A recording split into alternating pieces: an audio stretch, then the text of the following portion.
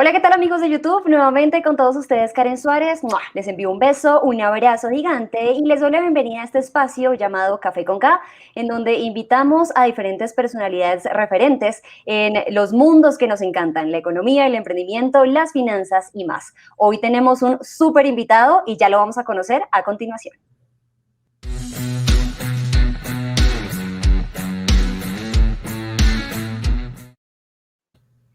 Es un honor y un gusto darle la bienvenida a Mauricio Reina, quien es economista, investigador de Fede Desarrollo, columnista además de Portafolio, crítico de cine y por supuesto lo recordamos porque hace muchas apariciones en diferentes medios de comunicación colombianos como Red Más Noticias. Mauricio, qué gusto y qué honor tenerlo aquí en este Café con K. Hola Karen, el gusto es mío. Un saludo a todos los que nos están siguiendo en este momento. Gracias por la invitación. Bien, Mauricio, empecemos conversando sobre lo que la mayoría de los colombianos estamos pendientes a inicio de año y es el aumento salarial. Claro, sabemos que cada vez que pasa un año hay un aumento generalizado de los precios al cual le llamamos de inflación y por tanto debe haber también un aumento salarial. ¿Cómo se define, digamos, académicamente, pero muy sencillo, así como usted sabe comunicar eso de la inflación? ¿Cómo se lo podríamos explicar a esta audiencia que nos ve? Pues Karen, la inflación es, en términos simples, el aumento generalizado de los precios de una economía. Es decir, no estamos hablando de la escasez de la papa, entonces el aumento solo del precio de la papa, o que de repente hubo devaluación, entonces aumentó el precio de los importados. Es como una especie de promedio de todos los precios de la economía, midiendo qué tanto aumenta de final de un año hasta el final del año siguiente, qué tanto aumentó en un año ese promedio de los precios de la economía. Por supuesto, en situaciones en las que hay una recesión económica como la actual, los precios tienden a crecer mucho menos. Cuando hay un auge, los precios tienden a crecer mucho más. Bien, ¿cómo se determina entonces, basado en eso, el aumento salarial? ¿Qué indicadores se tienen que tener en cuenta? Porque muchas veces como colombianos nos preguntamos por qué subió tan poquito el salario este año, por ejemplo. Pues depende mucho de cuál sea el enfoque conceptual que cada cual aplique. El más razonable, a mi juicio, es el que trata de elevar el salario mínimo o plantea que el salario mínimo se debe aumentar teniendo en cuenta dos cosas. ¿Cuánto aumenta la inflación, por una parte, y por otra parte, cuánto aumenta la productividad del trabajo? ¿Por qué tener en cuenta esas dos cosas? Porque supongamos que uno es empleado, uno es empleador en un momento dado, uno es un empresario y tiene que ver cuánto le valen los costos laborales en ese momento y piensa en cuánto puede aumentar su remuneración al trabajo. Lo primero que piensa es, bueno, yo lo puedo aumentar en aquello en lo que yo pueda aumentar mis precios para venderle mis productos a terceras personas. Eso mismo puedo aumentar yo el pago al trabajo, pero como cada trabajador durante el año puede haber aumentado también su productividad, puede ser que ya no estén produciendo 5 camisas, sino 6 camisas cada trabajador, pues también ese incremento en la productividad se debería reconocer. En pocas palabras, el empresario debería reconocer aquello que el trabajador puede producir adicionalmente, que es el aumento en la productividad del trabajo, y aquello en lo cual va a aumentar el precio de los productos que vende, que es un precio que le puede transferir al trabajador también y que el trabajador va a encarar a la hora de salir a comprar la canasta familiar, sus productos, etcétera, etcétera. Bien, entonces ya estamos viendo que no es algo subjetivo o al azar, sino que realmente se tienen en cuenta varios factores. Mauricio, hace poco vi un meme que me causó gracia, pero que me parece que sería interesante tocarlo desde pues, un punto de vista económico, y es, el meme decía, mi yo de 7 años preguntándose por qué no se imprimen más billetes para que todos seamos más ricos, y luego salía mi yo de 25 años preguntándose todavía por qué no imprimen más billetes y así todo el mundo pues tiene una mejor calidad de vida. Cuéntenos por qué esto en la práctica funciona o no funcionaría y la razón económica detrás de esto. Eso nos vuelve a llevar a la discusión de la inflación, Karen. En la medida en que una economía aumente su producción, si estamos en una isla desierta, pues no desierta, hay dos personas, Robinson Crusoe y Viernes, por decir cualquier cosa. Y así, porque si no, pues esas 12 personas producen durante un año 10 cocos. supongamos que pueden aumentar la cantidad de cocos, se pueden vender más cocos y la isla de alguna manera es más rica. Sin embargo, si se empieza a repartir plata entre ellos, llega un helicóptero y les reparte plata a Robinson Crusoe y a Viernes, y hay los mismos cocos para comprar que antes, lo que empieza a suceder es que el precio de los cocos empieza a subir. Si antes era a $1 cada coco y les cayó una inmensa cantidad de plata, empiezan a tratar de comprar los cocos, que son la misma cantidad que antes, y se va subiendo el precio. Por lo tanto, lo clave es que haya un aumento en la producción de la economía. Por eso es tan importante la noción de productividad. Si hay aumento en la producción de la economía, aumenta la remuneración al trabajo, aumenta la remuneración al capital, aumenta la remuneración a la tierra donde están sembrados los cocos. Todos son más ricos y pueden comprar ese producto que ha aumentado en la economía. De lo contrario, todo es una ilusión, porque a mí me puede caer una cantidad de plata de un helicóptero o me pueden imprimir una cantidad de plata. Yo salgo y compro y siento que estoy mucho más rico en ese momento y resulta que todos estamos haciendo lo mismo. Hay la misma cantidad de productos que antes para comprar. Tarde o temprano empezamos a ver que subió el precio de todos los productos y que cuando ya dejaron de darnos ese ingreso, nuestro ingreso es exactamente el mismo que antes, porque lo que creíamos que era más, con los precios más altos, puede comprar exactamente lo mismo. Bueno, me encanta esa explicación, incluido con personajes cinematográficos y todo. Mauricio, muchas gracias.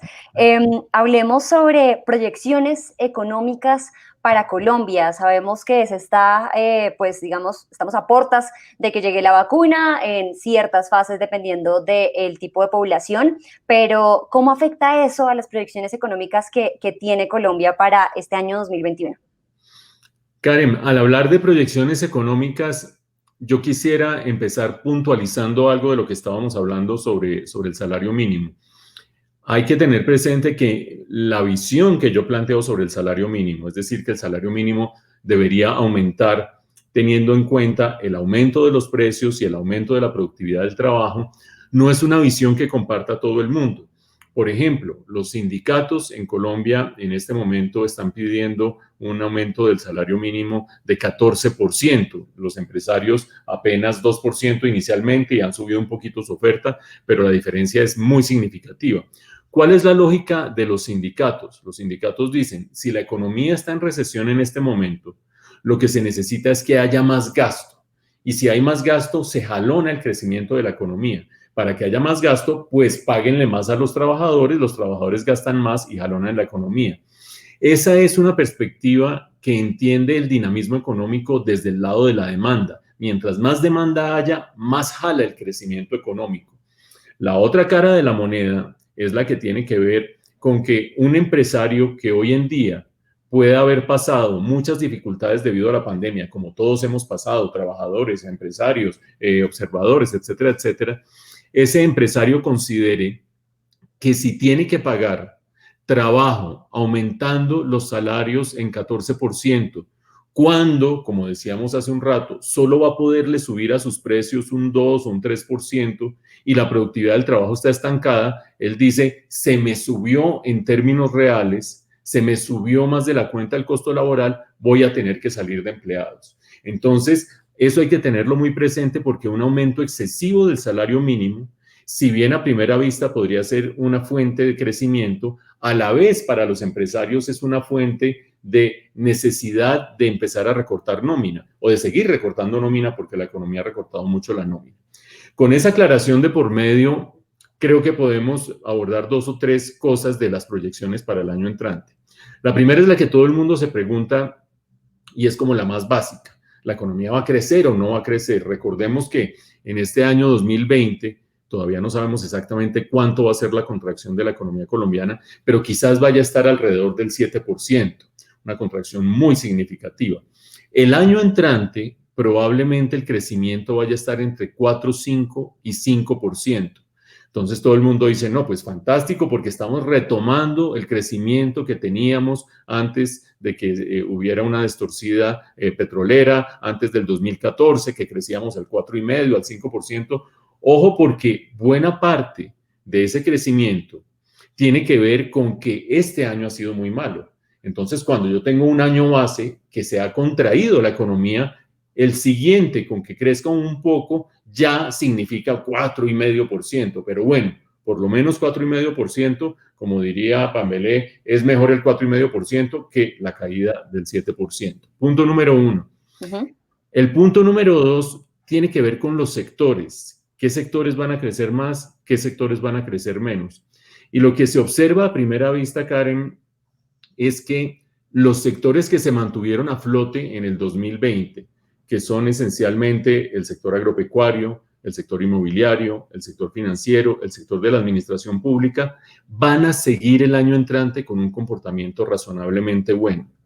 En segundo lugar, como si fuera una carrera de bicicletas, de ciclismo, el lote que va a entrar de segundo es el lote que ya incorpora el comercio, que se está recuperando de manera significativa, la industria, no tan recuperada como el comercio, pero en todo caso recuperándose, que son dos sectores muy significativos. Y atrás, en el lote trasero, lamentablemente, va a estar entrando la construcción, que este año también tuvo un año peor que el resto de los sectores, de manera además inexplicable para muchos, porque es uno de los instrumentos que usa el gobierno para reactivar la economía, y además los sectores que tienen que ver con el entretenimiento y la hotelería y los restaurantes y los cines, etcétera, etcétera. Esos es como los tres grandes grupos de sectores que van a tener comportamiento disímil el año entrante, Karen. Bien, Mauricio, muchas gracias por esa aclaración. Ahí lo importante es que las personas entonces puedan ubicarse dentro de ese sector y claramente también pues preparar sus finanzas, que es algo que siempre pues hemos impulsado en este canal.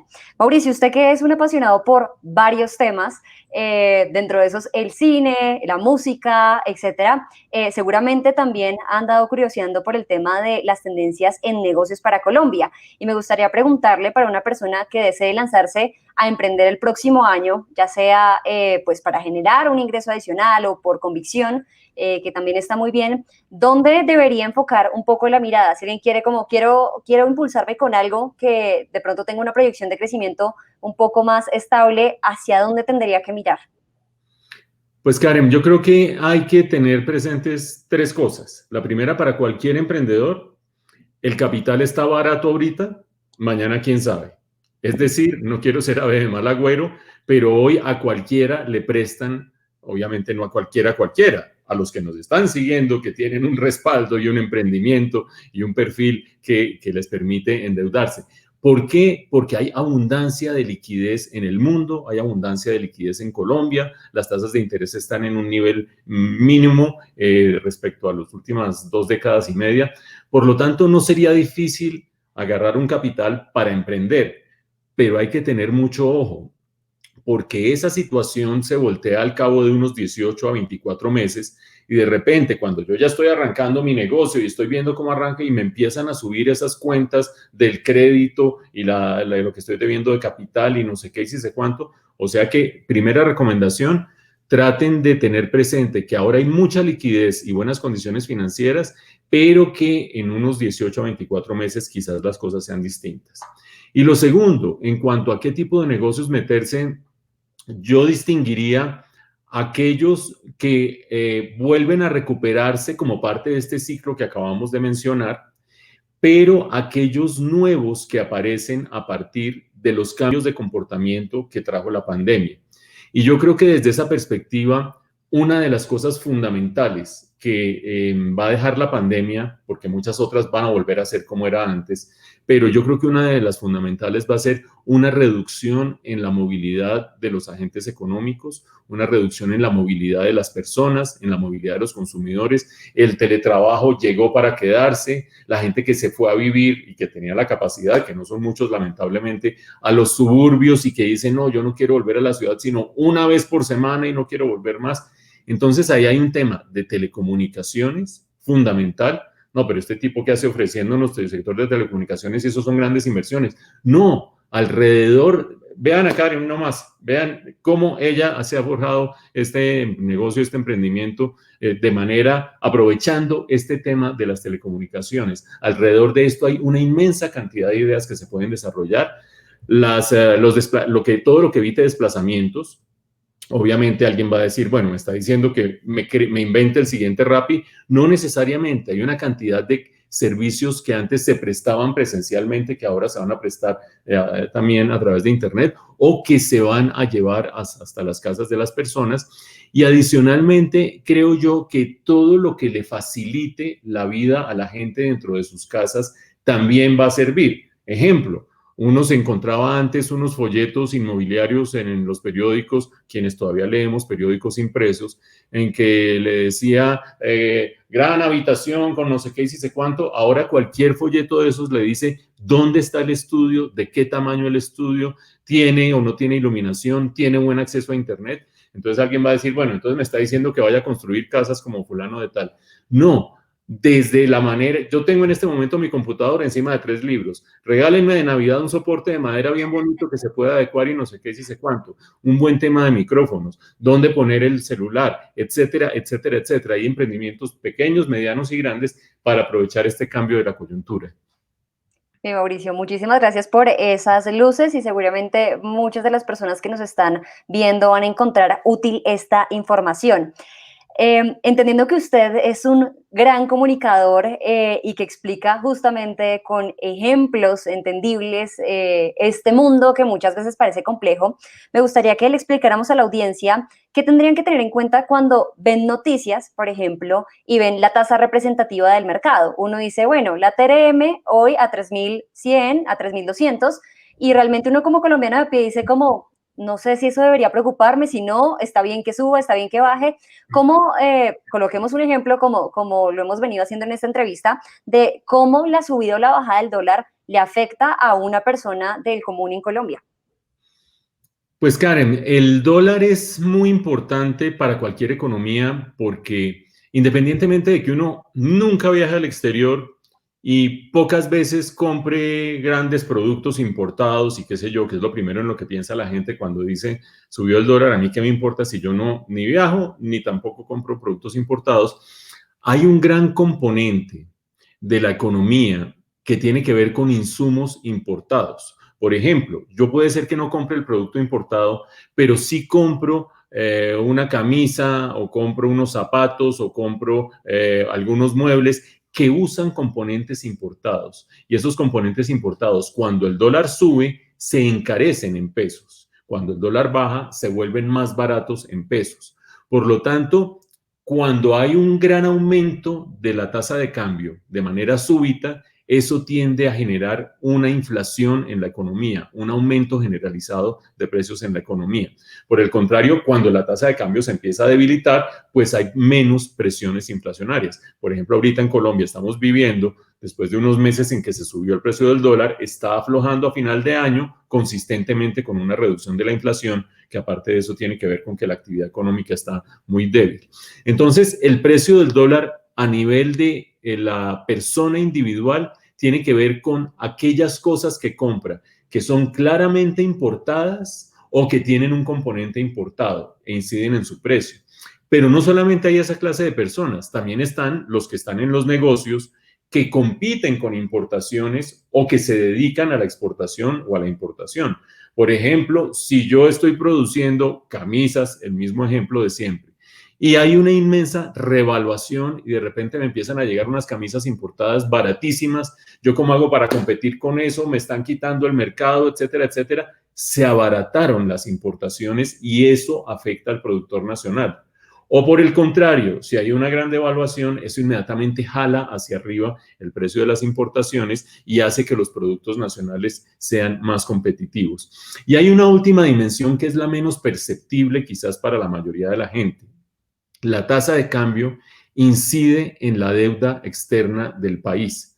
Es decir, tanto el gobierno como muchas empresas e individuos, aquellas personas que tengan una tarjeta de crédito en dólares o qué sé yo, tienen deudas en dólares. Y cuando hay devaluación, esas deudas, al convertirlas en pesos, se elevan de manera importante. Cuando hay revaluación, se abaratan.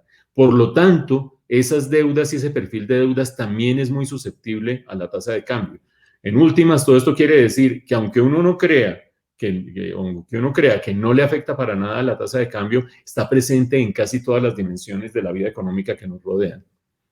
Bien, ahí está muy interesante toda la información que nos da, porque vemos entonces que eso que vemos en las noticias de la tasa representativa del mercado afecta la subida de los precios, los insumos que compramos, si tenemos deuda o no en esta moneda, y también algo interesante y es el fenómeno de las remesas, ¿no? Entonces, si usted tiene de pronto una tía que está en Estados Unidos y le va a mandar para Navidad un regalo en dólares, pues a usted le conviene que el dólar suba porque, bueno, acá se va a transformar en un dinero un poco más significativo.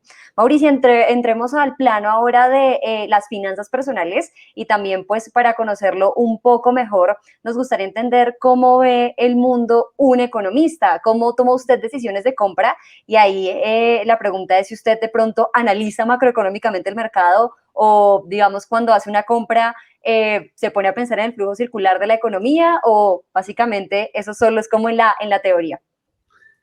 Pues Karen, hay distintos tipos de economistas. Hay economistas que solamente se dedican, por ejemplo, al mercado laboral, o hay economistas que se dedican solamente al mercado financiero o al sector agrícola, etcétera, etcétera.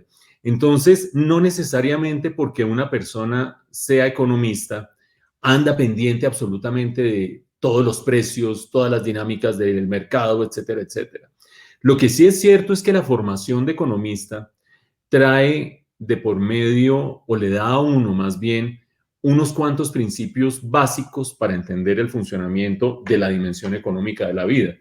Una tiene que ver con la escasez. Cuando hay escasez, las cosas son más costosas. Eso no solo lo conoce el economista, sino que lo conoce todo el mundo, pero a veces se nos olvida incluso a los economistas. Y cuando se espera abundancia, se espera que las cosas se vayan a abaratar.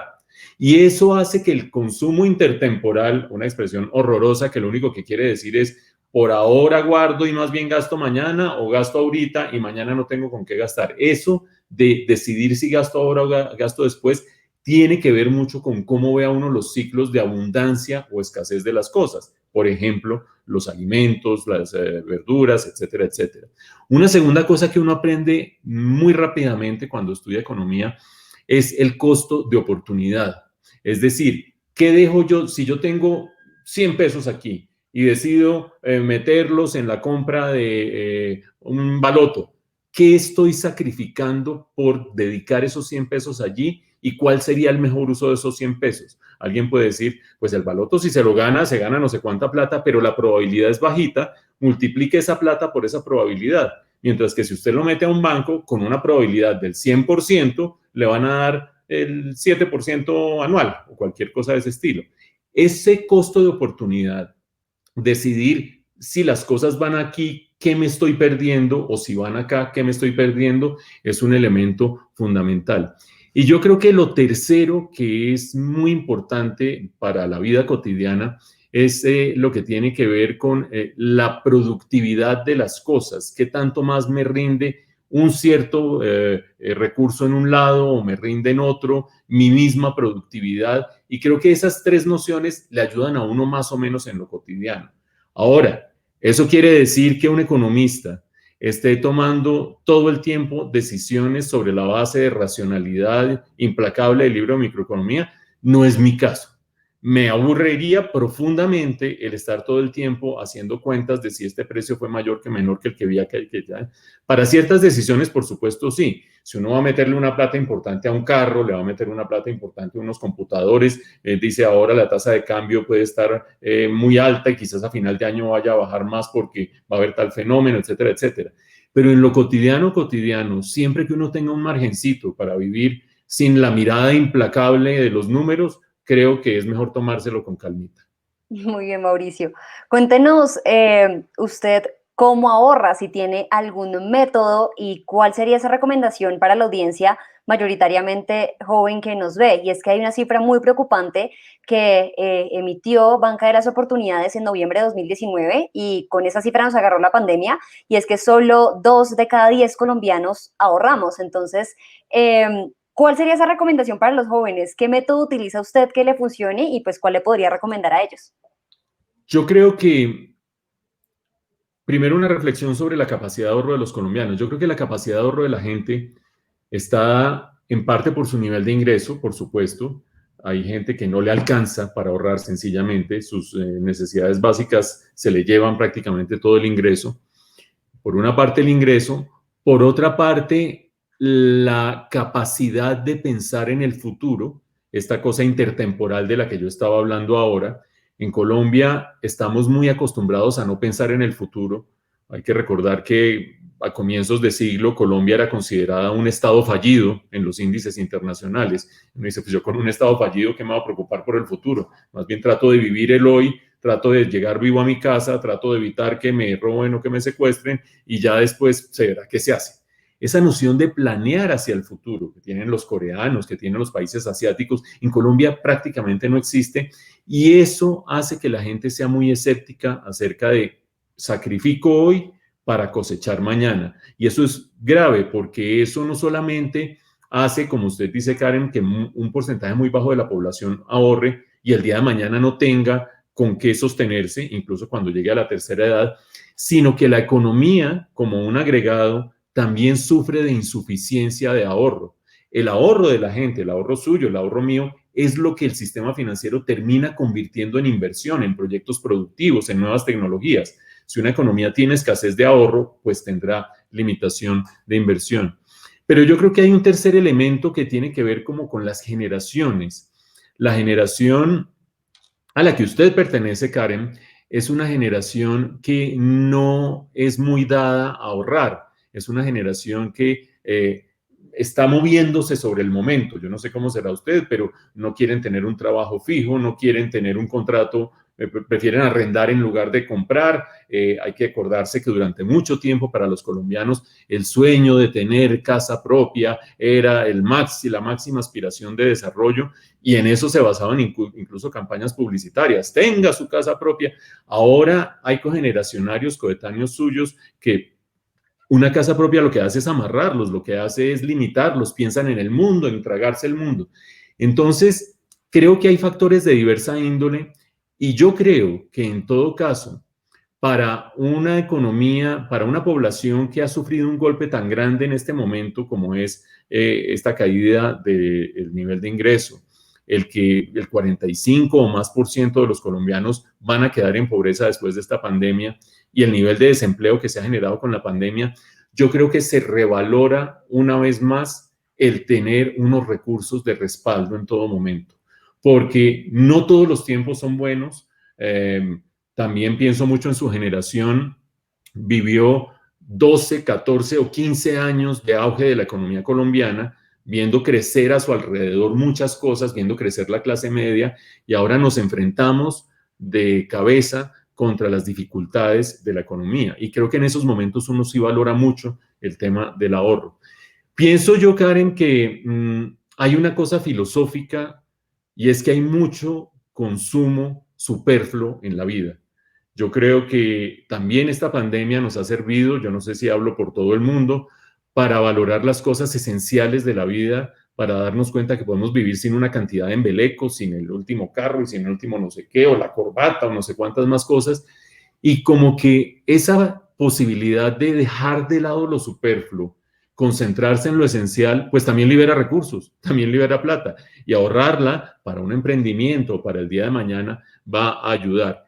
Y yo sé que mis respuestas son largas, pero es que me suscitan tantas inquietudes, Karen, que en mi caso personal, yo lo que trato de hacer es, por una parte, desde el punto de vista de planeación tributaria, ahorrar lo que se pueda en los fondos de pensiones voluntarios, ahorrar lo que se pueda de aportes voluntarios a los fondos de pensiones obligatorias. Las leyes, la normatividad establece esos parámetros que le da beneficios tributarios a todos. Yo no sé si todo el mundo es consciente de eso, pero uno tiene muchos beneficios tributarios de ahorrar en esos sistemas de pensiones voluntarias u obligatorias con aportes voluntarios, y eso ya empieza a recortar lo que va quedando de ingreso.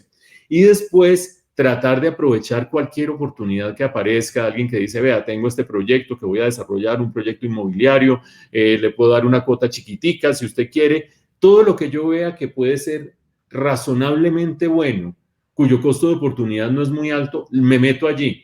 Después me va a tocar apretarme un poco en el consumo, pero vea que nadie se ha muerto, Karen, de bueno, estoy hablando de la gente que hace esos sacrificios voluntariamente. En esta coyuntura, decir que nadie se ha muerto de sacrificar unos pesos es una cosa absolutamente absurda. Pero creo que ese porcentaje que uno a veces se da en gusticos innecesarios puede ir al ahorro y a la larga la vida se puede disfrutar igual.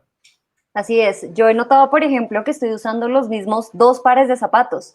Entonces digo, ¿será que los otros que tengo ahí eran realmente necesarios o no? Y algo, Mauricio, que también me gustaría resaltar de lo que usted dijo es que el ahorro no simplemente es como para las emergencias, claro que funciona muy bien, pero también para lograr montarse a una oportunidad y realmente tener en ese momento el capital para una inversión, porque hay inversiones que en un punto en específico son beneficiosas, son buenas y es en ese punto donde funcionan. De pronto, más adelante, pues no es así. Así que, bueno, agradezco nuevamente por esa aclaración. Acá entrando un poco más en el tema colombiano, de pronto, ¿tiene algún agüero usted con el dinero? Hay personas, por ejemplo, que dicen que la billetera tiene que ser regalada y tiene que ser roja. Yo soy de las que, por ejemplo, siempre cargo $1 en la billetera. No sé si usted tiene algún agüero con el dinero. No, tengo una manía más que un agüero, o dos manías en realidad. Una es que trato de tener en la billetera billetes de todas las denominaciones. Eh, es decir, que dependiendo de la compra o la transacción que vaya a hacer, que tenga un billete más o menos adecuado para cada cosa. Que aquí no tienen vueltas, que este no me lo descambian, que no sé, o que me agarraron sin efectivo y no, aquí no recibimos tarjeta. ¿Cómo le parece después de que uno se comió su hamburguesa? No, no hay datáfono. Entonces, tener más o menos billetes de todas las denominaciones. Pero otro que me parece fundamental y que a la gente le parece pura psicorrigidez, usted me dirá si lo es o no, es tener los billetes ordenados de mayor a menor con la cara Mira, dando para el mismo lado todos. Por ajá. una sencilla razón, porque eso le permite a uno saber cuánta plata tiene. No, creo que usted y yo somos del mismo equipo porque yo también los organizo según denominación y con la cara mirando hacia el frente. Mauricio, pues usted nos ha dejado grandes lecciones en esta entrevista y realmente, déjeme decirle, yo soy gran admiradora de su trabajo. Yo llevo Muchas gracias. generando contenido en YouTube desde 2013 sobre temas de finanzas personales enfocado a un público joven. Y a mí sí me gustaría que para las personas que también se estén animando a generar contenido sobre estos temas, les dijera cómo comunicar, un consejo para comunicar temas, sean financieros, económicos o de repente cualquier otro tema, de una manera más sencilla y asequible. Creo que muchas veces uno piensa que entre más enredado hable, como que es mejor, pero realmente la intención de estos canales y de estas conversaciones es que uno pueda comprender el tema y después, claro, lo pueda aplicar. ¿Qué le diría usted a esas personas que son apasionadas de la comunicación? ¿Cómo hacer para simplificar esos temas y hacerlos amigables? Pues Karen, lo primero es que cada cual tiene su manera de ver los procesos de comunicación. Con eso lo que quiero decir es que no hay una fórmula única y que si a alguien le parece que lo que uno está diciendo está pifiado, seguramente tienen razón que uno está pifiado. Yo hablo desde mi experiencia. Y yo lo que creo que sucede con los temas económicos, con los temas financieros y a veces con los temas relacionados con políticas públicas, es que hay personas que le dedican mucho tiempo a formarse, a educarse, mucha plata a tratar de educarse bien, y poco a poco se van sintiendo como de una élite exclusiva, es decir, como lo que en algún momento fueron los brujos de la tribu. ¿Usted se acuerda? Una vez más, volvámonos al cine, en películas sobre tribus, siempre el brujo de la tribu con su tabaco diciendo qué es lo que va a pasar y mañana va a aparecer tal cosa. Pues los economistas llevamos unas cuantas décadas siendo los brujos de las tribus. Antes eran los abogados, antes eran los médicos, y en esa condición el brujo siente que mientras menos le entiendan, más guarda su exclusividad y más justifica su existencia como brujo de la tribu. Y es una inmensa equivocación. Si el brujo siempre habla de manera que nadie le entiende, el halcón negro se posará sobre la roca el día que caiga la lluvia quinta del verano, de no sé qué. No, habló el brujo, bueno, pero nadie le entendió absolutamente nada. Creo que aterrizar las discusiones económicas, financieras, que es lo que usted hace y que lo hace muy bien y con muy buena acogida de parte de la gente, creo que ahí está la clave. No sabe más el que tiene unas ideas sofisticadas y usa una terminología súper enredada para que la gente diga, uy, pues estudió quién sabe en dónde, y está llena de términos en inglés o en expresiones técnicas, la cobertura del futuro, de no sé qué, decir cuánto, sino el que logra transmitir y explicar bien las cosas. Entonces, pues, este tema de los youtubers y este tema de los influencers como usted, ha aterrizado mucho las cosas porque ha llevado a muchos a pensar y a darse cuenta que el que se la pase metido en la caverna de su conocimiento, poca posibilidad va a tener de trascender con la demás gente. Gracias, Mauricio. Tocamos de alguna manera el punto del ahorro, pero igual me gustaría que le dejara un mensaje a la audiencia que nos ve para que mejoren su relación con su recurso económico. ¿Cuál sería como esa recomendación para el año 2021?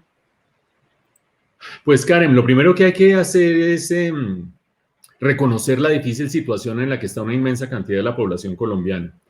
El 2021 va a ser un año muy complicado para la mitad de la población que va a quedar en condiciones de pobreza, el 48, 47% de la población que va a quedar en condiciones de pobreza.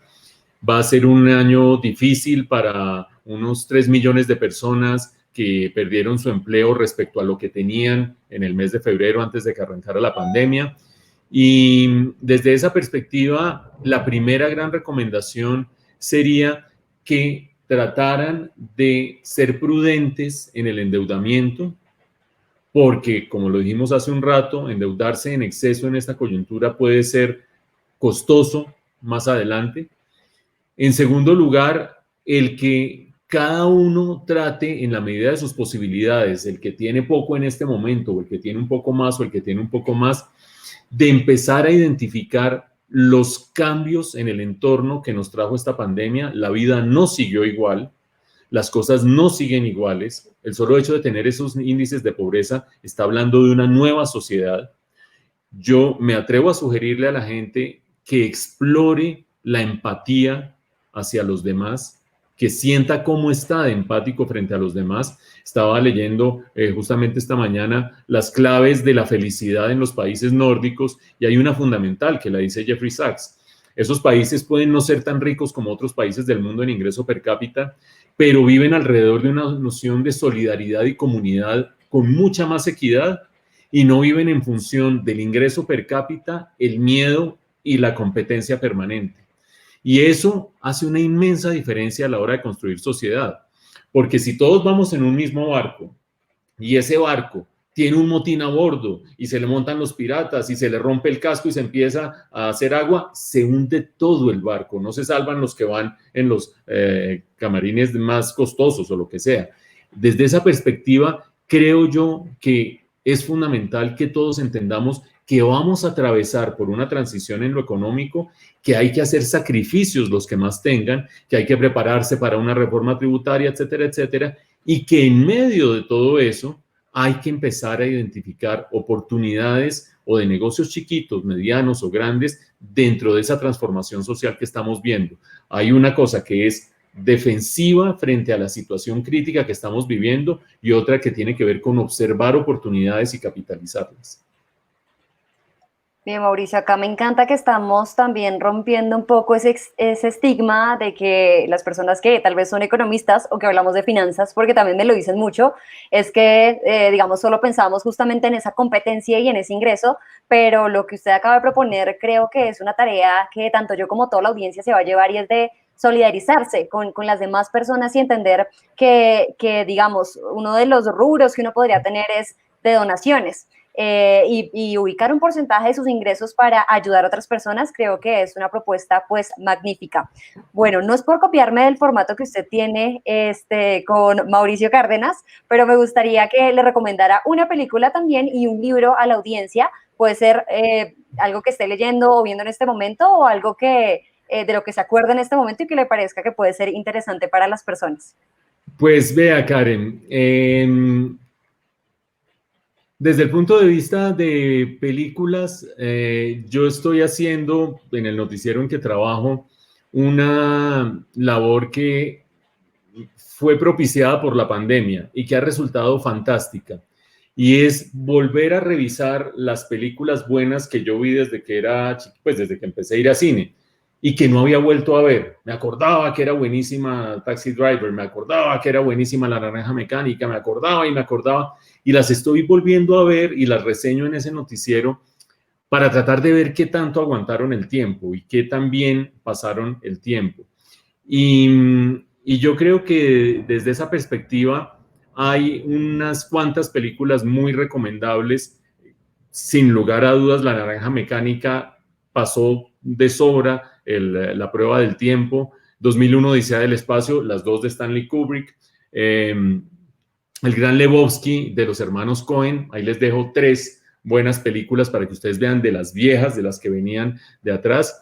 Y en cuanto a libros, tengo tengo 2 recomendaciones. Uno que ya estoy terminando, que el título era un título bueno, pero se lo tiraron. Se llamaban Los Bee Gees de Unicentro. Debería haberse llamado solamente Los Bee Gees de Unicentro, no sé para qué le ponen ese se llamaban. Es una crónica fantástica de Felipe Mercado, quien yo no conozco ni conocía, creo que es su primera publicación con Editorial Grande, que él vivió esa época en que los jóvenes de ciertos sectores de la ciudad, no tanto de Unicentro, porque allí se terminaban encontrando las pandillas, lo que empezó siendo grupitos de amigos y terminó siendo pandillas, y ahí viene la parte delicada porque se permeó de narcotráfico, etcétera, etcétera, que venían sobre todo de barrios que eran periféricos, algunos muy al norte, en el caso de él más adelante de Cedritos, pero pasando por todos los demás barrios. Y tiene una pluma, en primer lugar, frenética, muy buena, pero en segundo lugar es la vivencia de quien conoció eso por dentro. Y es verdaderamente un testimonio de desarrollo de la ciudad. Cada barrio tiene sus colores, tiene su manera de cuidar el antejardín y todo eso daba estatus, no daba estatus, aquí se veían tales carros, aquí tales bicicletas. Es un análisis fantástico, como la cosa más triste, que es esa cuestión experiencial de las pandillas. Y voy a leer apenas, me llegó, pero pues lo recomiendo porque estoy que me lo devoro, estaba esperando a tener un poquito de descanso, un libro que pedí a Amazon que se llama Las Tribus Morales. Las tribus morales a lo que se refiere es a qué es lo que hace en medio de esta situación geopolítica tan complicada que los trompistas y los demócratas y los uribistas y los petristas y usted es mi enemigo y yo no sé qué es lo que hace que uno tome partido por un grupo dentro de la sociedad. Y eso nos vuelve a llevar a nuestra reflexión sobre que todos vamos en el mismo barco y mientras más polarización haya, más difícil es llevar ese barco a buen puerto. Por eso estoy muy entusiasmado con leer ese libro. Yo después le escribo y usted en alguno de sus próximos programas dice si fue bueno o no fue bueno el que recomendó Mauricio. Claro que sí, lo vamos a tener en cuenta, pues para una próxima encuentro, a ver qué tal estuvo ese libro. Mauricio, ya para finalizar, cuéntenos dónde lo podemos ver. Sé que también tiene por ahí un podcast donde lo podemos escuchar y demás para que las personas se conecten con usted y por supuesto sigan disfrutando pues de su conocimiento tanto en economía como en cine, música y demás. Muchísimas gracias, Karen. Pues en este momento yo comento todas las noches noticias en Red Más Noticias, que es el noticiero de Claro, del sistema de televisión de Claro. Una vez por semana allí mismo hago las críticas de cine, todos los viernes, las reseñas de cine.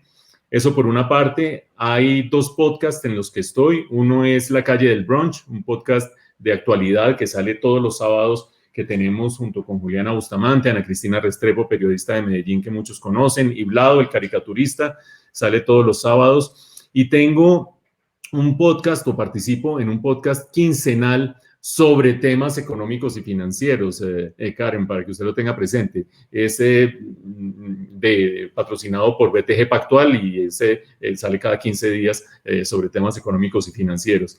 Y bueno, y escribo quincenalmente en el periódico Portafolio también sobre temas económicos. Entonces, pues ahí, por alguna de esas nos podemos encontrar en algún momento. Claro que sí, Mauricio. Bueno, solo me queda agradecerle realmente por aceptar esta invitación en este canal.